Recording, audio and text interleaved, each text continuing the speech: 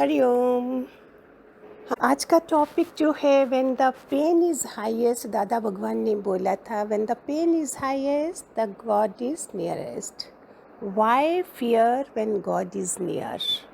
इसलिए how we manage Covid time पे भगवान जी के वचनों के साथ कोविड के इस युग में पहले हम अपने गुरुदेव को, अपने भगवान जी को कुछ देर के लिए याद करें, उनकी वाइब्रेशंस अपने चारों दिशाओं में फील करें। जब मैं ये बोल रही हूँ, फील भगवान जी के साथ हज़ारों हाथ, उनकी वाइब्रेशन मेरे इर्द गिर्द हैं। गुरु की दिव्य शक्तियाँ पहले मेरे पास, फिर मुझसे आगे चारों तरफ फैल रही हैं। पावर ऑफ पॉजिटिव थिंकिंग मतलब हर परिस्थिति में पॉजिटिव सोच सकें, लेकिन कैसे? तो उसमें पॉजिटिव क्या सोचें? कितनों के क्वेश्चन है, ये करते भी हैं कि ये कैसे करें, इसमें क्या पॉजिटिव समझें हम। तो आपको थोड़ा सा ये बताती हूँ कि विज्ञान ने हमें कहाँ से कहाँ ले आया। पहले समय कैसा था और अभी कैसा है। पहले कैसा था, वो कुएं का मैला पानी पीकर भी 100 वर्ष जी लेते थे, 100 वर्ष तक जी लेते थे, कुएं का मैला पानी पीकर भी। और अब आरओ का शुद्ध पानी पीकर 40 साल में हम बूढ़े हो गए हैं। पहले वो धानी का मैला तेल खा के बुढ़ापे में मेहनत करते थे, अब हम डबल फिल्टर तेल खाकर जवानी में हाँफ रहे हैं, सांस हाँफ रही है, ऑक्सीजन जा रही है, तरस रहे हैं हम ऑक्सीजन के लिए। पहले वो डले वाला नमक खा के बीमार ना पड़ते थे, अब हम आयोडीन युक्त खा के हाई लो बीपी के लिए पड़े हैं। वो नीम, बबूल, कोयला, नमक से दांत चमकाते थे और 80 वर्ष तक वो चबा के खाते थे, अब कॉलगेट सुरक्षा वाले डेंटिस्ट के चक्कर लगाते हैं। ये विज्ञान हमें कहाँ से कहाँ ले आया। वो नाड़ी पकड़कर रोग बताते थे पहले, और आज जांच कराने पर भी रोग नहीं जान पाते हैं। पहले 7-8 बच्चे जमने वाली माँ 80 वर्ष की अवस्था में भी खेत का काम करती थी, और अब पहले महीने से डॉक्टर की देखरेख में रहते हैं, फिर भी बच्चे पेट फाड़कर जन्मते हैं, सिजेरियन होते हैं। ये सब कहाँ से कहाँ पहुँच गया। जैसे भगवान जी पहला कहते हैं कि बाथरूम भी आए तो भी शुक्राना गाओ, पानी का टेस्ट आता है जीभ पे तो उसमें भी शुक्राना गाओ। अभी कोविड के टाइम पे सही सोच मानना, राइट थिंकिंग भी हमें स्ट्रेस फ्री बना सकती है। अगर मेरी सोच सही होगी तो मुझसे सही वाइब्रेशन भी तो निकलेंगी ना। रोज़ बोलते हैं सुबह कमरे से निकलने से पहले अपने को अफर्मेशन, अपने को वचन दो, फिर अपने कमरे से निकलो, अपने को 2 वचन देख के आप सुबह का दिन शुरू करिए। वो वाइब्रेशन हमें कहाँ से कहाँ ले जाएंगी, पूरा दिन मेरा कैसा गुजारा होगा। हमारी सोच का बहुत गहरा प्रभाव होता है। तभी भगवान जी ने बोला नेगेटिव नहीं सोचो, नहीं सोचो। और अभी तो सारी दुनिया नेगेटिविटी में पड़ी है, हम तो पॉजिटिव वाइब्रेशन डालें अपने घर वालों पर भी, अपने पर भी। 2019 से पहले लाइफ कैसी थी, प्रायोरिटीज़ क्या थी? सत्संग हाल में सभी उठकर जाते थे। 2020 मार्च के बाद क्या हुआ? सब कुछ उल्टा हो गया। एक दिन भी घर में डस्टिंग ना करो तो मिट्टी चढ़ जाती है। तो इस मन पर कितनी धूल जमी होगी। किसी से भी आप बात करो सत्संगी से जिसकी ज़िंदगी में अब सत्संग नहीं है, खाली चैनल पे सुने हुए फ़र्क नहीं पड़ेगा। वो जो हमें वाइब्रेशंस मिलती थी, लेना देना करते थे, आज चैनल पे सुन के किसके साथ लेना देना करेंगे। फ़ोन है, फ्री है तो भी नहीं कर सकोगे, क्योंकि सारा टाइम कोरोना के उसमें न्यूज़ में लगे हैं, रिश्तेदारों के क्या हो गया, उधर हो गया। फ़ोन पे भी लेना देना नहीं कर सकोगे, ज़रूरत ही नहीं लगेगी। इस तरफ ध्यान ज़्यादा चला गया तो हम सब ने कौन सी वाइब्रेशंस डाल दी। हमारी लाइफ का प्रोफाइल ही चेंज हो गया है। आजकल शरीर का वजन बढ़ जाता है तो जल्दी से दिखाई दे दिया जाता है, पर मन का वेट इंक्रीज हो जाता है।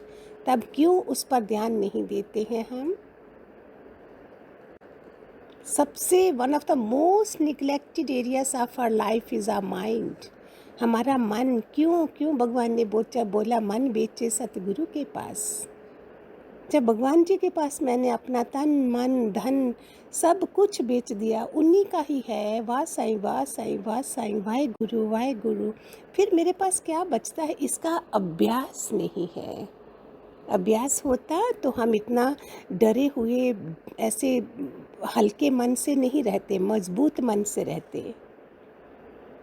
सत्संग हाल में होते तो आज हम मजबूत मन से होते,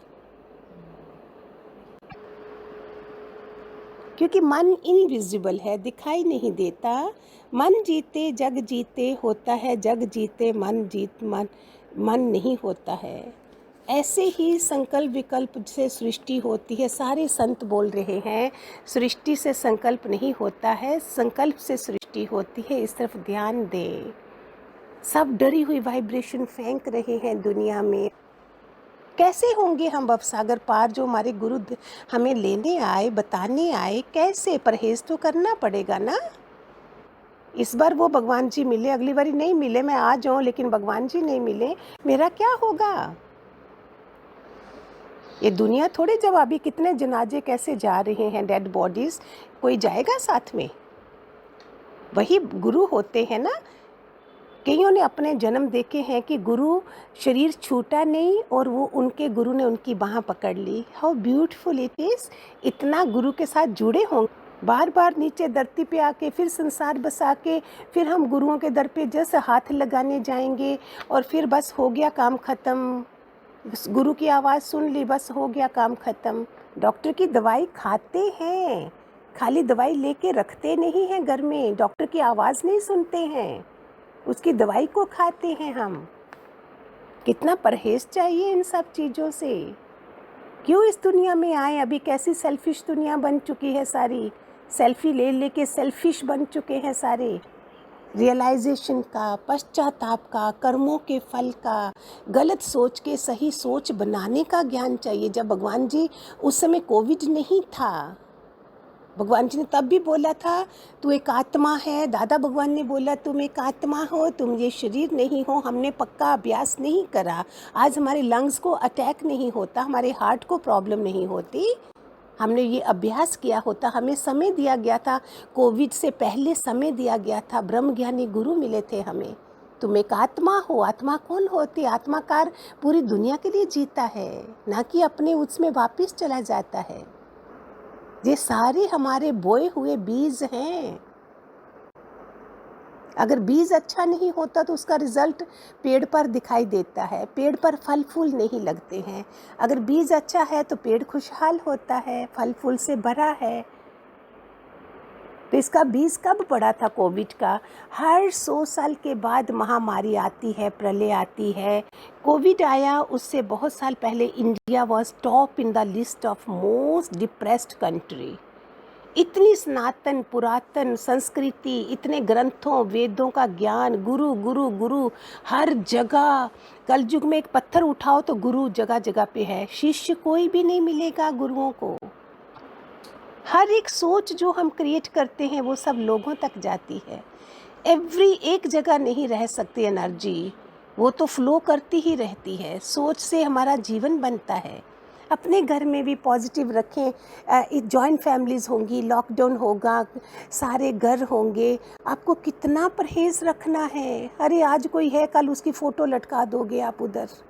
क्यों? सह लें, सेवा कर लें, ये अच्छा मौका मिला है, बाद में रिग्रेट होगा। सिर्फ सोच से हमारा जीवन बनता है। जब हम एक ही घर में अपनी फैमिली के साथ रह रहे हैं, सोच का डायरेक्ट असर, मैंने एक बार पहले भी पढ़ा था, सोच का असर 1200 किलोमीटर तक पड़ता है हमारा। उसी समय सत्संग जाती तब मेरे को एक किताब मिली थी। 1200 किलोमीटर। इधर तो हम एक के कमरे से दूसरे कमरे तक कैसे पहुँचेगा? When the pain is highest, the God is nearest। ये हमारे वचन कितने प्यारे हैं भगवान जी के।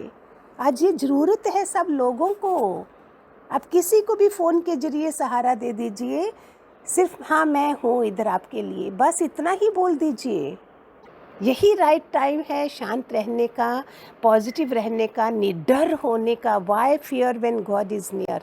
निडर, क्योंकि अभी के टाइम पे ही तो ज़रूरत है हमें ज्ञान की।